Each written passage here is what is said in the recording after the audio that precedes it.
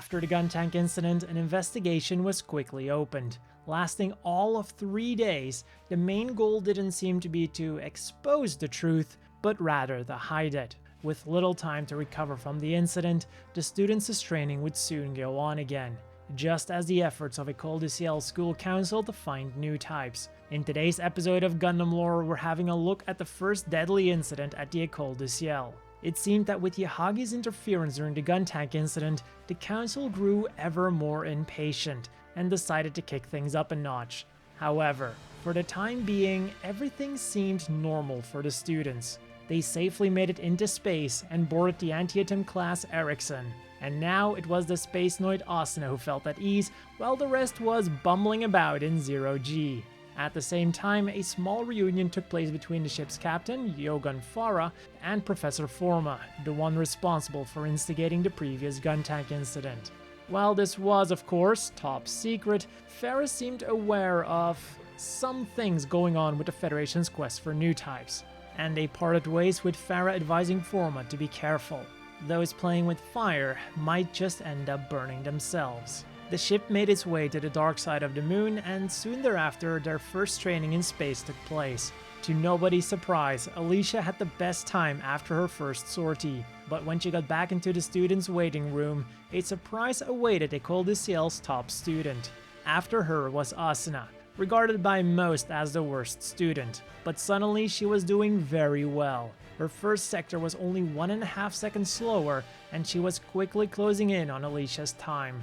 Asuna was doing great, and it was almost as if she felt how the asteroids were going to move, making it very easy to dodge. For the first time, she actually enjoyed piloting a mobile suit. But then, as she was making her way back to the Ericsson, she suddenly saw the ship blow up. She was startled and knocked off course, but the ship was still there. It didn't make sense. Back at the ship, the other students saw it as yet another confirmation of Asuna's ineptitude, but Alicia felt differently. Given her stellar performance, why did Asuna randomly stop? Or, more importantly, what caused her to react the way she did? For now, this answer still seemed far away. First, they could get some rest at Site 3, which was also where the plans for the next incident were set in motion. In another attempt to expose the students to real combat, Zeon remnants turned pirates were hired to create exactly this.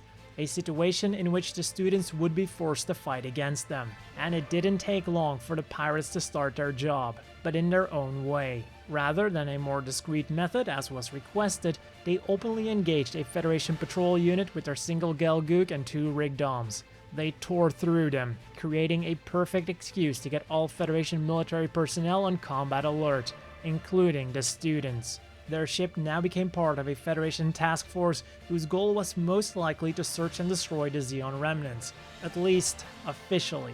As soon as they set sail, their first mission came in, recovering the damaged escape pod of a Gym 2. Professor Rinai was tasked to do this, but on his way to the mobile suit hangar, he came across Shin Barnak, a friend of Asuna.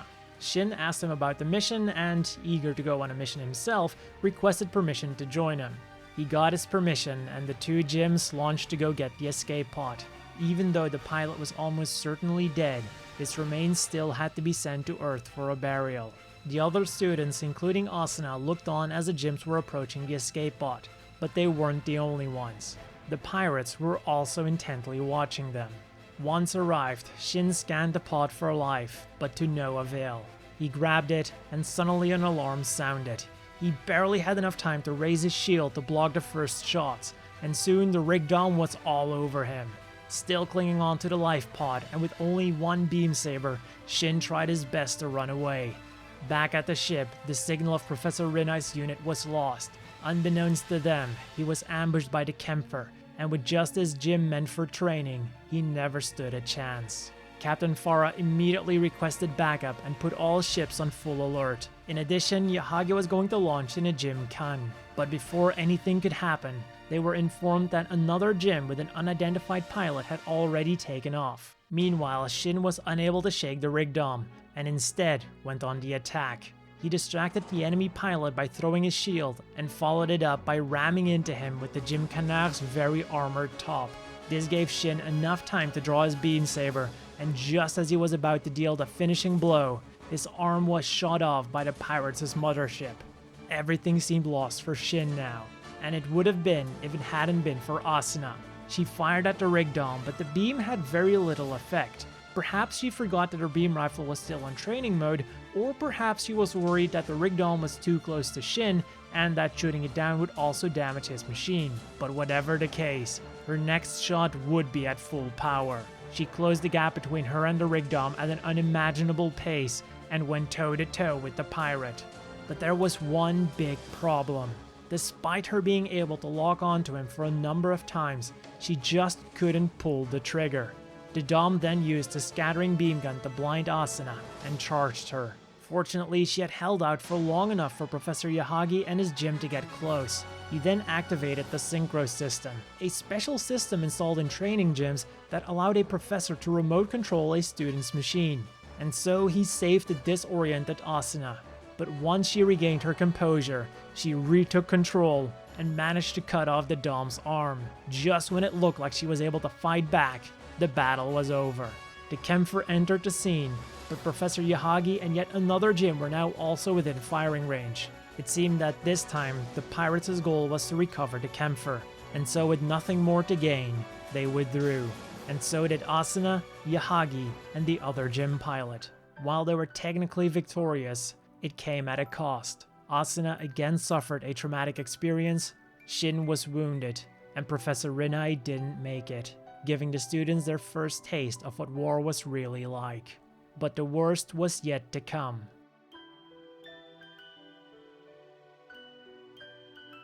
And that was all for today's episode of Gundam Lore. We were again treated to the great art of the École de Ciel manga by Haruhiko Mikomoto, and a very interesting story. And while most of it seems to fit within canon perfectly fine, I did have one small issue with the synchro mode being used during battle. As typically during battles, there are a lot of Minovsky particles flying around, which would normally disable such a feature. But I guess that the Minovsky particle density just wasn't high enough to disrupt the connection in this particular situation. Now for some issues that aren't related to canonicity. We are first treated to the Antietam class Erickson, and a little bit later there is a Titan shuttle called the Valentine that lands on it. But a little while later, the Antietam class is suddenly referred to as the Valentine, and it keeps being referred to as the Valentine. So I thought maybe there's something wrong with my official French version, so I tried looking for a scanlation online. But the scanlation I found had the exact same issue. So I guess that was also an issue with the original Japanese version. But I suddenly found another issue. The scanlation still had some Japanese text because the text was on the image and they put the translation on the side of it. So I was able to directly compare the original Japanese with my official French translation, and it seems that this translation can be very loose sometimes. For example, in the original Japanese version, this frame has Asuna saying that her next shot will not be using the training output, which also explains why her first shot didn't kill the pirate. But in the French version, it suddenly becomes part of the pirate's internal monologue and instead becomes that shot wasn't that of a mere student, which doesn't explain at all why her first shot didn't kill the pirate, and in fact makes you wonder even more why that shot didn't kill the pirate, because he in his internal monologue is saying, wow, that was a really good shot. It didn't kill me. So I got to the sad point where I had to consult a scanlation to make sure that my official version wasn't wrong. But as far as I know, that particular case was the only one so far. And here is Editing Kakarot to share my favorite mistake with this version. The Golgook. But anyways, the next story in this storyline is going to be the Salamis incident, which is basically the big event of the early École de Ciel manga series. But just as with last time, I am going to throw in one random Gundam lore video to kinda break up the pace.